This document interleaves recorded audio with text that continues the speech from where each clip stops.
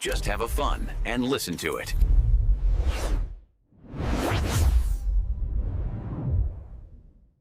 안녕하세요. 여러분의 이야기 창고 스토리 라디오 스테이션입니다. 저는 금융과 시사, 뉴스에 관심이 많은 진행자입니다. 안녕하세요. 저는 인물 개인사와 세상 돌아가는 것에 관심이 많은 전문가입니다. 자, 오늘 저희가 다룰 이야기가 이게 좀 무거운 주제일 수도 있겠습니다. 네, 맞아요. 국제 분쟁, 내란, 지금 이 순간에도 지구 반대편에서 벌어지고 있는 그런 이야기들이죠. 네, 맞습니다.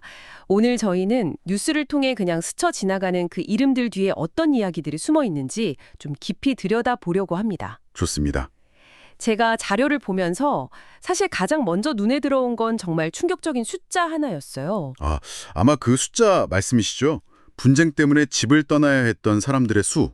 네, 무려 1억 2,320만 명이요. 이게 사실 감이 잘 안 오는 숫자거든요. 그렇죠. 쉽게 말해서 대한민국 인구의 2배가 넘는 사람들이 자기 집을 잃고 떠들고 있다는 뜻이니까요. 2배가 넘는, 와. 더 신박한 건 이 중에 90%는 무력 충돌이 직접적인 원인이라는 거고요.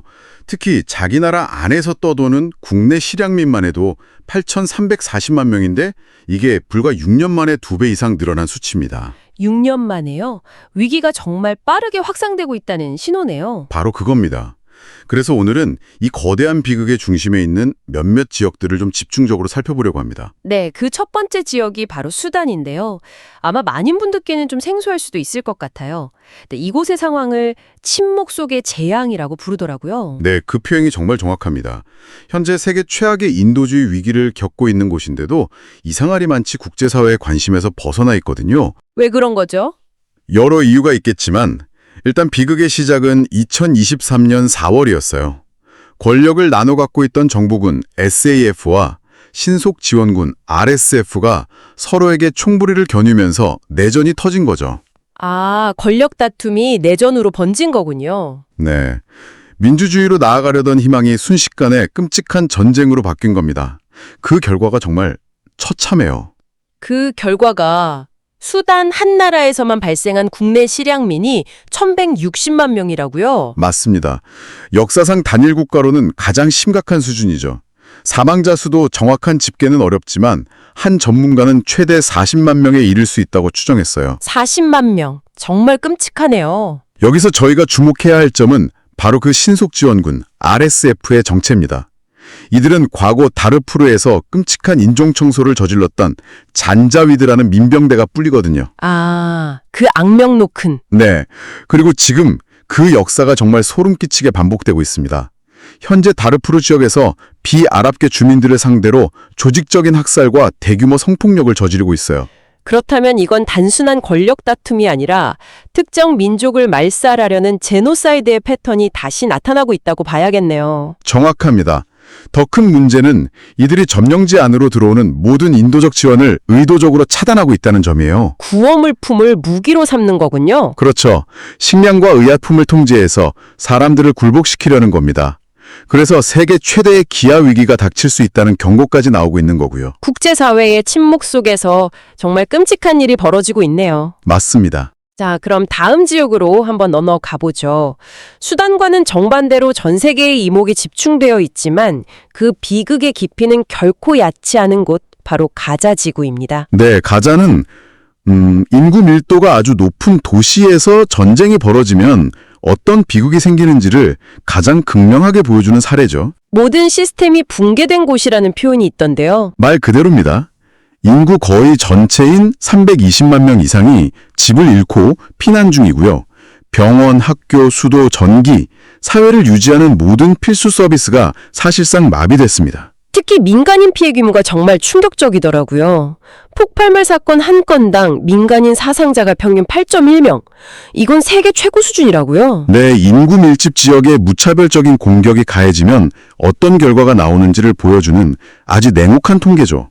심지어 구호툼 접근 자체가 정치적 군사적 통제 수단이 되어버렸어요. 인도주의의 무기화. 라는 말까지 나오더군요. 네, 거의 모든 인구가 심각한 식량 불안에 직면해 있고 광범위한 기근이 확산될 위험이 아주 큽니다. 제가 자료를 보면서 정말 섬뜩했던 건 미국에서 가자를 재건될 그린존과 폐허로 남겨질 레드존으로 나누는 군사 계획을 고려 중이라는 보도였어요. 아, 그 보도 저도 봤습니다. 이건 마치 지도 위에 선 긋듯이 한 지역의 운명을 결정해버리겠다는 거잖아요. 그렇죠.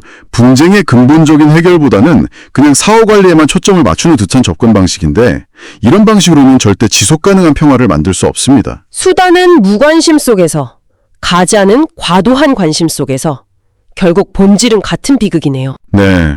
오늘 1부에서는 이렇게 주 지역의 상황을 살펴봤는데요. 2부에서는 다른 분쟁 지역들을 더 살펴보고 현대 분쟁의 가장 잔혹한 전술로 꼽히는 전쟁 범죄의 실태를 좀 더 깊이 From the bustling streets of ancient Rome to the intricate algorithms of Wall Street, human stories echo through time. 파헤쳐보겠습니다. 스토리 라디오 스테이션 2부로 돌아왔습니다. 네, 안녕하세요. 1부에서는 전 세계 1억 2천만 명이 넘는 강제 이주민의 현실과 함께 침묵 속의 재앙, 수단, 그리고 모든 시스템이 붕괴된 가자 지구의 상황을 자세히 들여다봤습니다. 네, 그렇죠. 2부에서는 또 다른 분쟁의 중심지, 콩고 민주공화국과 우크라이나 이야기로 시작해보겠습니다. 콩고 민주공화국, 줄여서 DRC라고도 하는데요. 이곳은 수단과 합쳐서 전 세계 실향민의 거의 절반 가까이를 만들어낸 곳입니다. 두 나라에서만 910만 명의 실향민이 발생했죠. 910만 명. 정말 엄청나네요. 이 비극의 핵심에는 자원의 저주라는 말이 있더군요. 바로 그겁니다.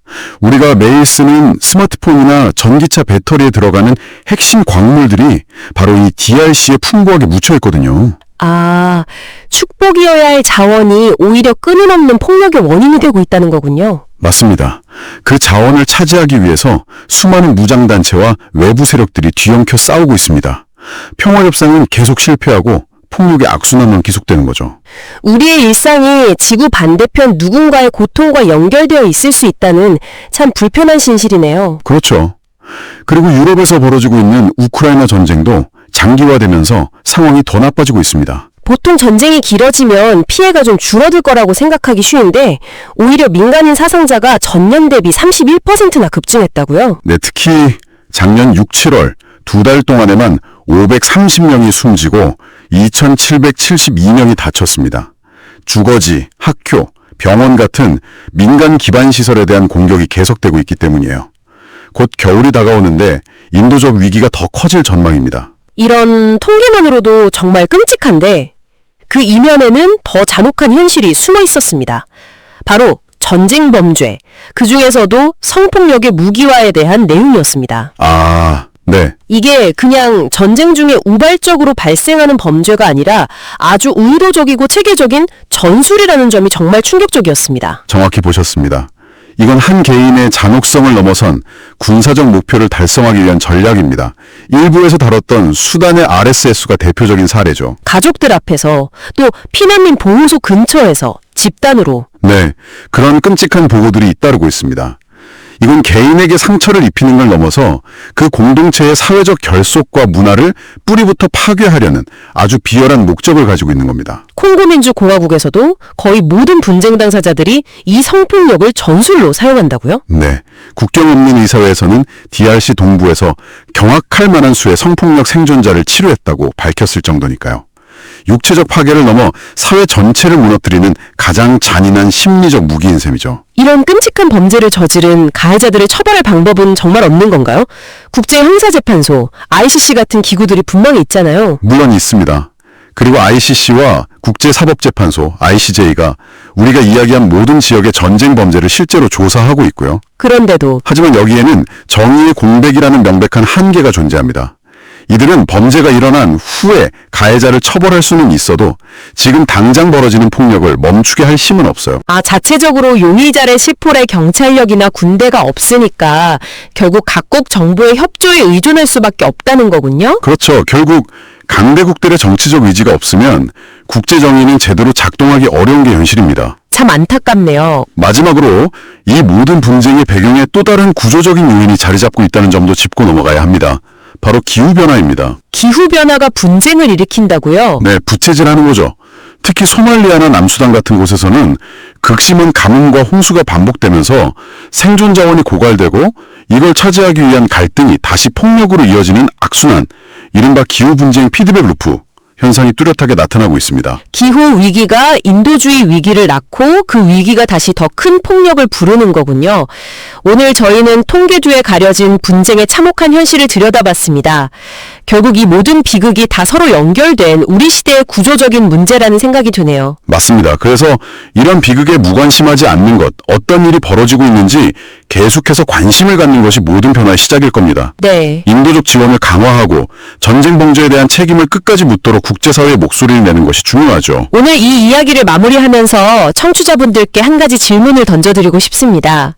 우리가 매일 사용하는 스마트폰이나 전기차에 들어가는 그 광물 자원들이 혹시 콩고 민주공화국의 자원의 저주와 연결되어 있지는 않을까요? 우리의 안락한 일상과 지구 반대편의 비극 사이에 그어진 보이지 않는 선에 대해 한 번쯤 생각해보는 것은 어떨까요? 지금까지 스토리 라디오 스테이션이었습니다. 감사합니다. 감사합니다.